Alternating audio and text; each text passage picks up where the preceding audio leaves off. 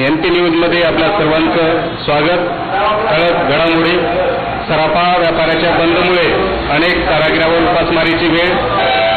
2 दिवसाच्या ढगाळ वातावरणामुळे तापमानात घट आणि तीव्र पाणी टंचाईसही महानगरपालिका आयुक्त सुशील कोडवेकर, महापौर शैलजा स्वामी यांच्या नियोजनामुळे पाणी टंचाईवर मात।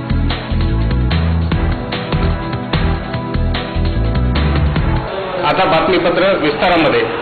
महानगरपालिका आयुक्त सुशील कोडवेकर आणि महापौर शैलजा स्वामी यांच्या नियोजनामुळे नांदेड शहर हे टंचाईमुक्त झालेले आहे।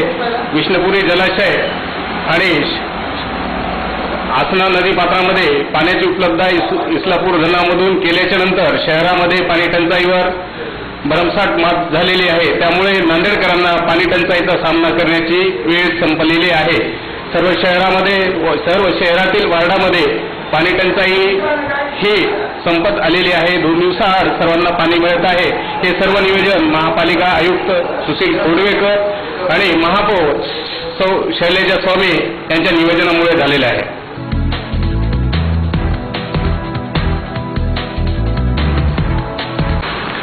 नांदेड जिल्हा शहरातील चौगुले कोचिंग क्लासेसचे 5 विद्यार्थी किशोर वैज्ञानिक परीक्षेमध्ये प्रथम आल्यामुळे त्यांना केंद्र शासनाच्या वतीने पुरस्कार मिळालेला आहे।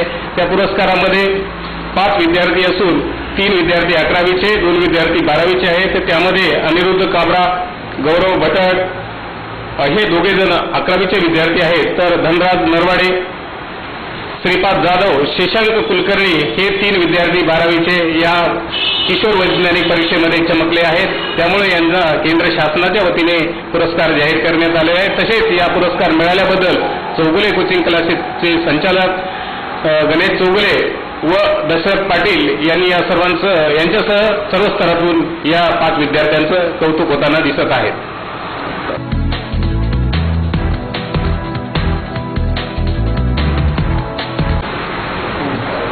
सामाजिक कार्य करत असतानाही रसूल यांनी समाजाचं कार्य करत असताना SK कॅटरच्या माध्यमातून समाजसेवेला सुरुवात केली असून त्यांनी समाजामधील अनेक ठिकाणी सामाजिक उपक्रम राबवून मेहबूबनगर येथे आधार नोंदणी केंद्र सुरू करून गोरगरिबांना आधार कार्ड काढून दिले। त्याचबरोबर त्यांनी वार्डातील गोरगरीब जनतेसाठी शासनाच्या विविध योजना आणून त्यांच्यापर्यंत पोहोचण्याचं काम राष्ट्रवादीचे रसूल यांनी केलेलं आहे।